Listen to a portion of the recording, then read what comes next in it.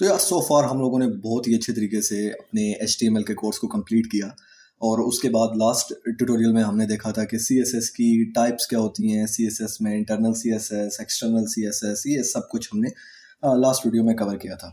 आज की इस वीडियो में हम देखेंगे कि हम कैसे अपनी स्टाइलिंग को स्टार्ट कर सकते हैं। लेकिन मैंने एक और जो है रोड मैप क्रिएट किया है इस कोर्स के लिए, कि बजाय मैं आपको एक एक चीज़ जो है वो लेट्स से मैं कोई H1 टैग लूँ और इस पे स्टाइल अप्लाई करके दिखाऊँ, इसका बैकग्राउंड कलर चेंज करके दिखाऊँ, इसी तरह फिर कोई इमेज लूँ, उसका उस पे विड्थ हाइट ये चीज़ें अप्लाई करके दिखाऊँ। तो बहुत से लोग ऐसे होते हैं जिनको CSS तो आती होती है, लेकिन मसला क्या होता है कि जब उनको कोई वेबसाइट बनानी पड़ जाती है तो वहाँ पे वो उस CSS को अप्लाई नहीं कर सकते। तो इस वजह से मैं क्या करूँगा कि हम एक प्रॉपर HTML पे एक वेबसाइट बनाएंगे और उस वेबसाइट के अंदर हम तमाम स्टाइलिंग अप्लाई करेंगे एक प्रोफेशनल वे में। तो इससे क्या होगा, एक तो हमें एक वेबसाइट बनाने का लेआउट भी पता चल जाएगा कि कैसे अपनी हम वेबसाइट बना सकते हैं, और दूसरा हम साथ CSS भी सीख जाएंगे। तो जो वेबसाइट मैं बनाने लगा हूँ, मैंने सोचा है कि या कोई ब्लॉग वेबसाइट हो जाए या पोर्टफोलियो वेबसाइट हो जाए। तो हम क्या करते हैं कि हम किसी किस्म की पोर्टफोलियो वेबसाइट की तरफ जाते हैं। लेट्स से मैं यहाँ पे लिखूँ पोर्टफोलियो वेबसाइट। तो यहाँ से कोई इमेजेस देखते हैं किसी पोर्टफोलियो वेबसाइट की।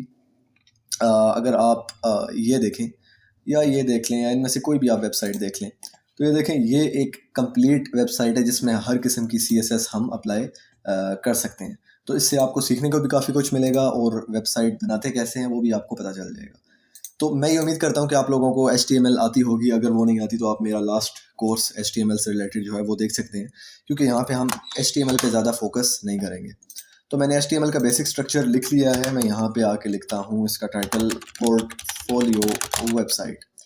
तो इस बॉडी के अंदर अब मैं बाकी का काम करूँगा, और बॉडी से ऊपर मैं यहाँ पे एक स्टाइल टैग लगाता हूँ। जो स्टाइलिंग अप्लाई करूँगा वो मैं इंटरनल स्टाइलिंग अप्लाई करूँगा। आपको पता होना चाहिए कि इंटरनल, एक्सटर्नल या इनलाइन स्टाइलिंग क्या होती है।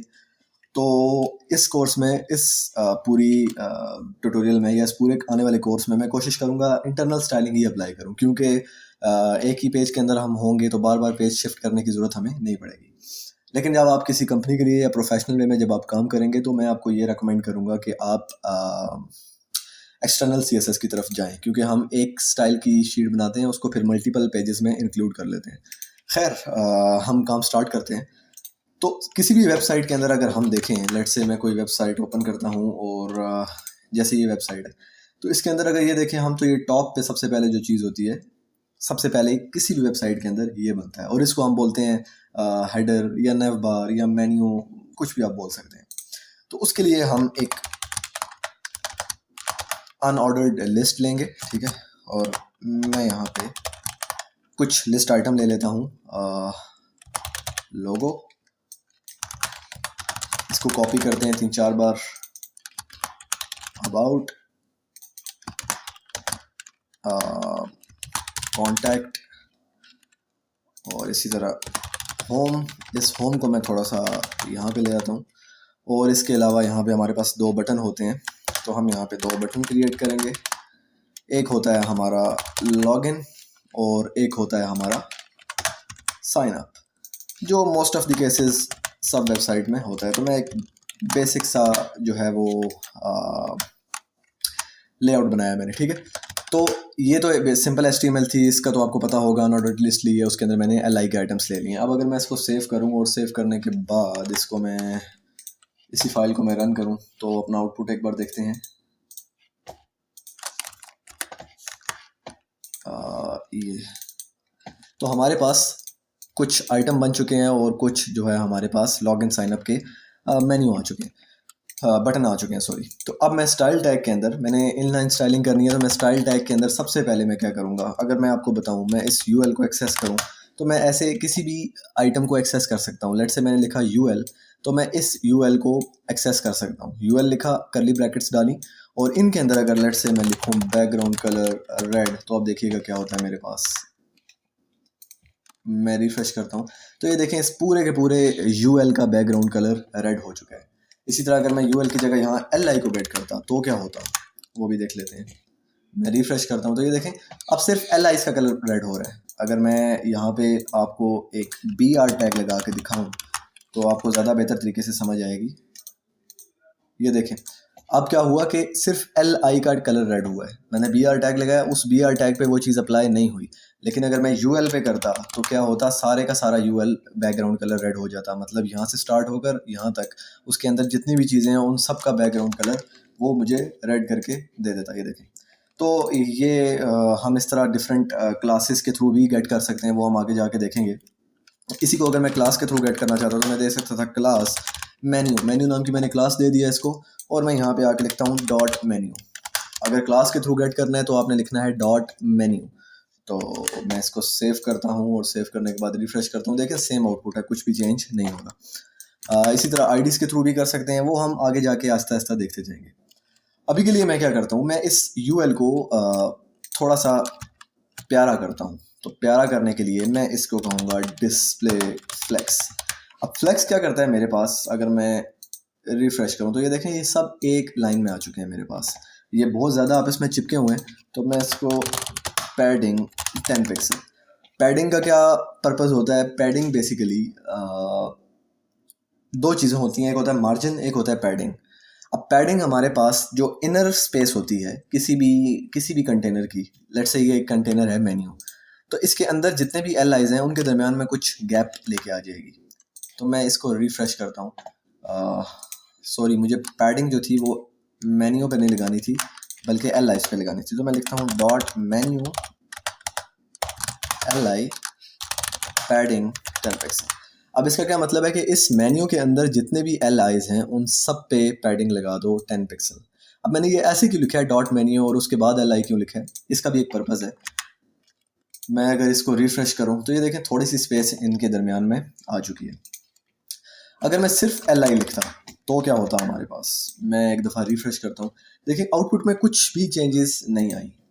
लेकिन अगर मान लीजिए मेरे पास यहाँ पे एक और यूएल है, ठीक है, लेकिन उसकी कोई क्लास नहीं है, तो अब अगर मैं इसको रिफ्रेश करूं, रिफ्रेश करने के बाद तो ये देखें एक यूएल ये वाला है और एक ये वाला है।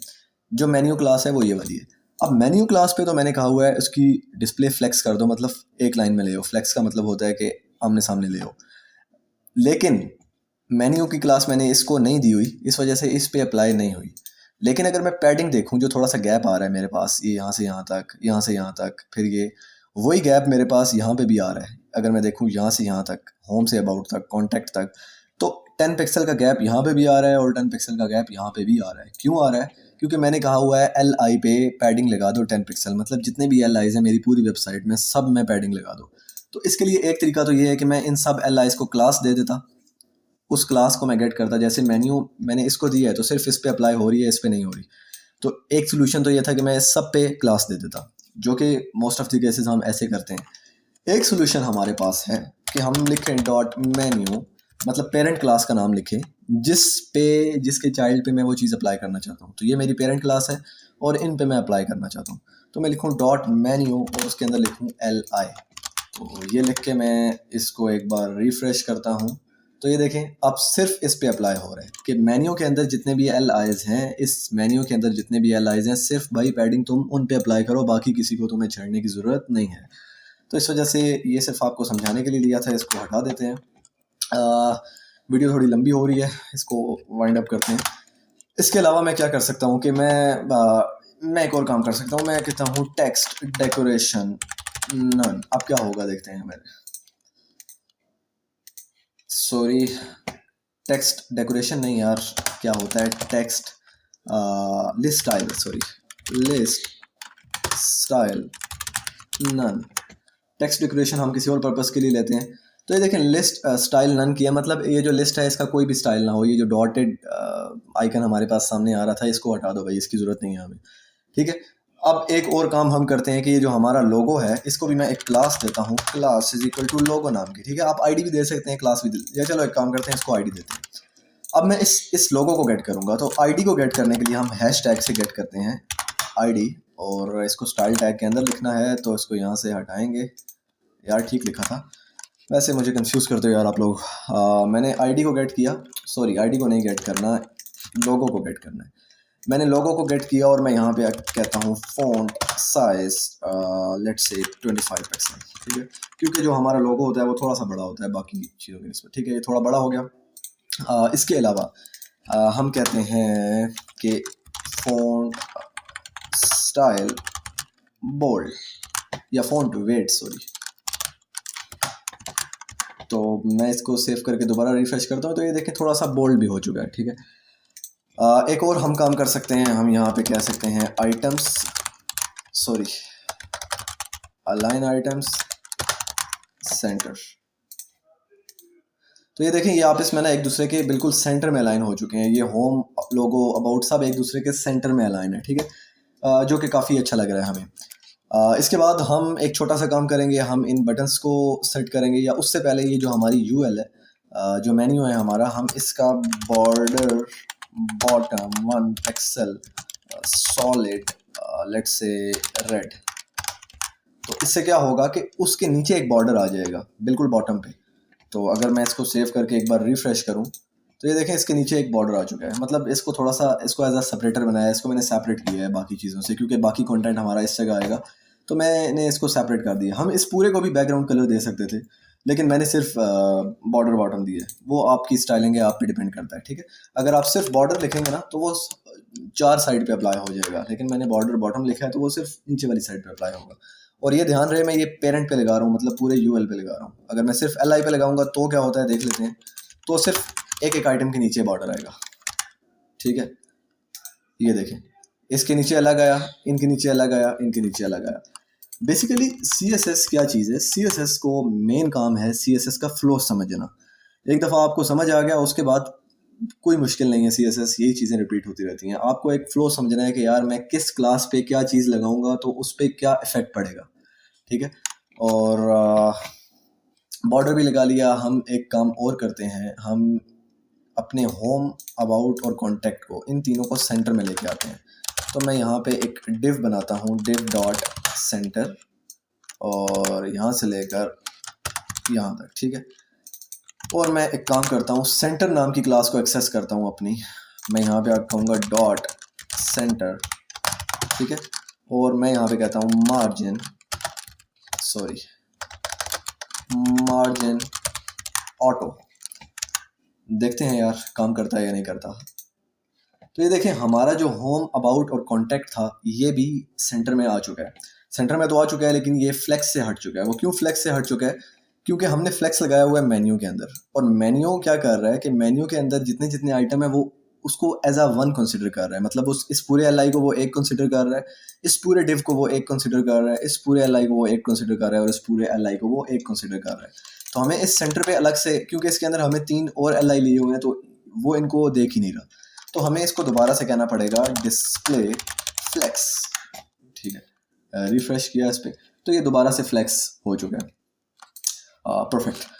इसको मैं थोड़ा सा अलाइन कर लेता हूँ, ठीक है। कंट्रोल शिफ्ट एफ दबाएंगे, या अगर लिनक्स यूज़ करें कंट्रोल शिफ्ट आई थिंक दबाएंगे तो ठीक हो जाएगा। अच्छा ठीक हो गया। और प्रीटियर की एक्सटेंशन भी डाउनलोड कर लेना अगर ये सब आप इस तरह अलाइनमेंट चाहते हैं तो। इसके बाद एक चीज़ है, इन बटन्स को डिज़ाइन करना है तो वो भी अभी कर लेते हैं। मैं एक काम करता हूँ, मैं यहाँ पे आके लिखता हूँ बटन, कि जितने भी बटन हैं उनका बैकग्राउंड कलर कर दो ब्लैक, उनको पैडिंग दे दो let's say 10 pixel, text align कर दो सेंटर। देखते हैं, ये तो कुछ अजीब चीज़ बन गई है। टेक्स्ट या सिर्फ कलर उसका कर दो वाइट, और बॉर्डर रेडियस 10 पिक्सल। आप देखते हैं ठीक है। इसकी थोड़ी सी विड्थ इंक्रीज करते हैं, विड्थ कर दो इनकी लेट्स से 90 पिक्सल।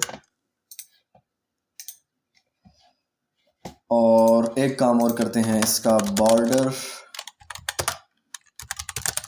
नन,